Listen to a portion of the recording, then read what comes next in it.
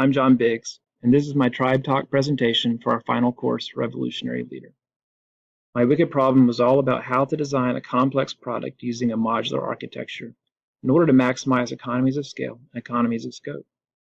I wanted to begin this presentation with an equation that, in one sense, represents a solution to my wicked problem. It's right there, the equation to determine how optimized your design is for modularity. What more do you need to know? Problem solved. Thanks for your time. I'm kidding. This equation doesn't even begin to solve the problem of developing an optimized modular design. True to the nature of wicked problems, the trade-offs, design complexity, and ambiguity surrounding a design optimization problem means that we will likely never reach perfection in developing complex product systems. Best we can hope for is to continually improve. Sorry for the spoiler. The real reason I wanted to open up with this equation is because if you're like me and your eyes immediately glaze over at first glance at that equation, I can confidently say that this presentation only gets better from here. Let me introduce you to the problem and provide some background on what it is I'm talking about. I'll then take you through some of my discoveries and how that led to my solution.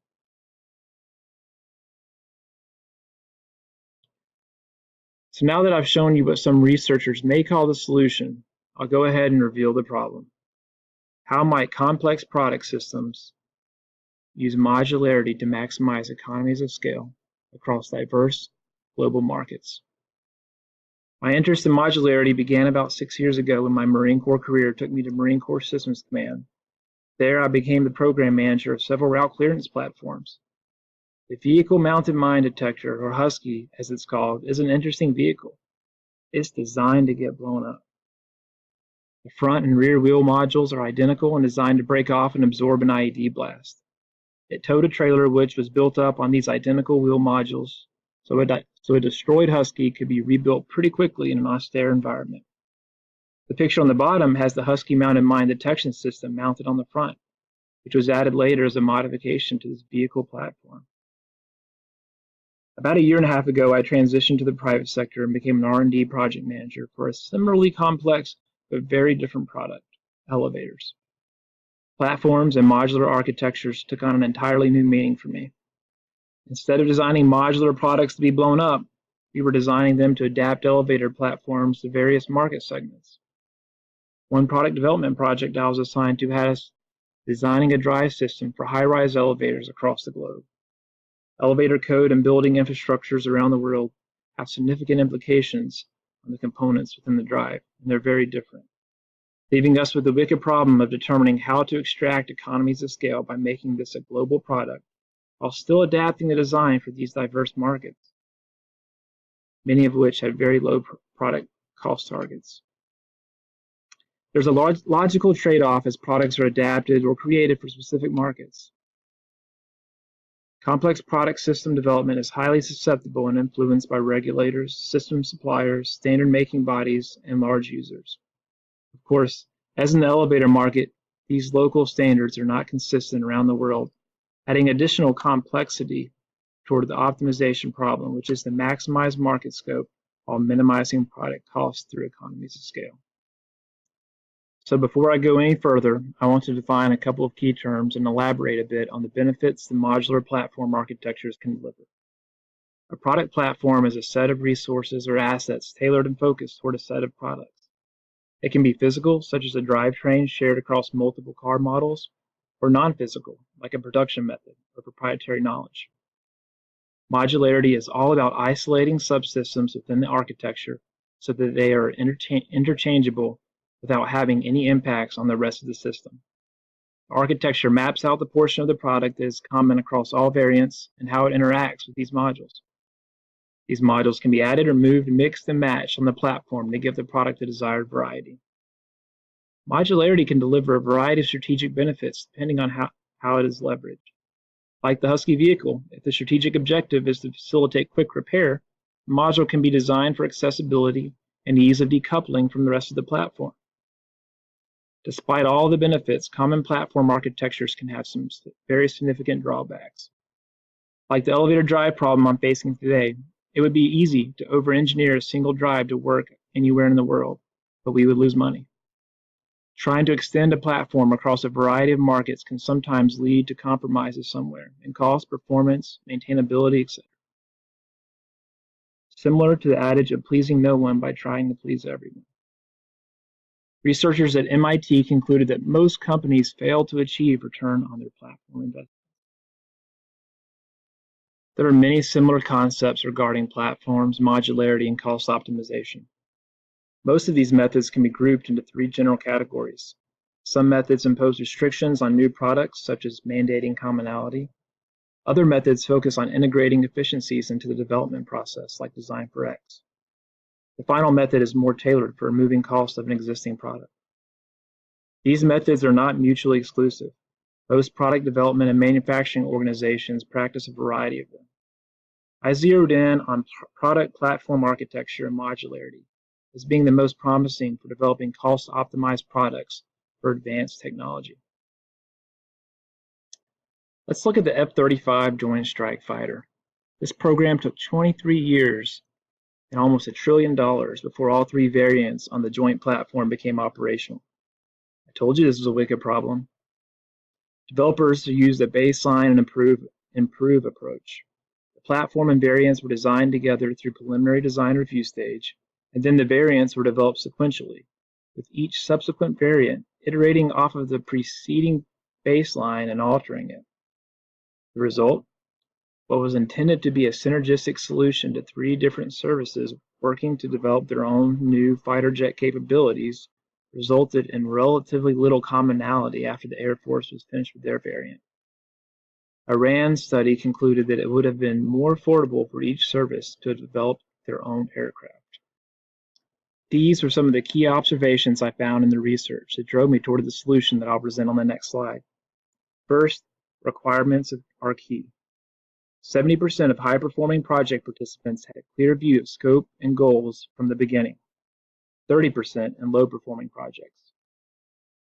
4 of the top 5 reasons for project failure were attributable to requirements. This included customers' requirements inaccurate, incomplete, or not defined, and poorly defined specifications at the time the project team starts to work. These were not technical or design-based problems. Researchers have developed countless methods for technically approaching design optimization problems. There is no consensus on the best methods, but general consensus that a variety of methods can be valuable depending on the type of product. Finally, cost reduction and cost optimization is best achieved at the beginning of the development project. This is contrary to some groups who look to rapidly launch a product and then iterate smaller cost-out initiatives. Although the upfront work on the initial platform architecture is resource-intensive, if done well, follow-on efforts will gain huge efficiencies in time to market and cost. I began this wicked problem searching for a silver bullet technical approach to optimizing trade-offs. After 2 years of research on these topics, I realized that the last thing anyone needs is another optimization algorithm. Many researchers have documented a variety of methods to achieve optimized modularity. The gap that seems to remain is not necessarily on the technical side. As the previous slide alluded to, the single greatest challenge is in the requirements. To date, there has been far less published surrounding how to best develop holistic product requirements that factor in lifecycle cost drivers. This framework is intended to overlay with the initial 2 phases of traditional product development processes. This is not meant to be all-encompassing. Here it is. The center portion of this framework was derived from the MIT Space Systems Architecture Group's Commonality Toolkit. I adapted it for product development in the private sector and to focus it toward achieving modularity instead of commonality. I expanded upon this framework to include the 2 sides of the optimization problem, market fit to the right and life cycle cost on the left. This model depicts the entire product development team learning, challenging, and iterating together through the requirements analysis process. On the right, the PLM is approaching the team with a high-level product scope, defining the markets. On the left is the cross-functional team.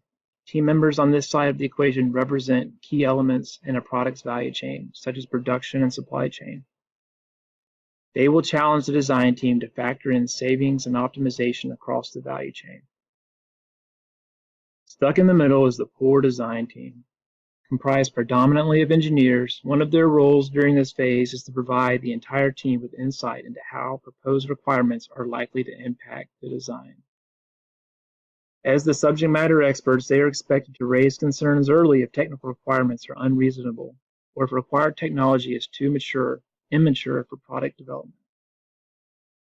There's one key activity here that I'd like to draw your attention to. On the right side, the key performance parameters. This is a term used predominantly by the DoD.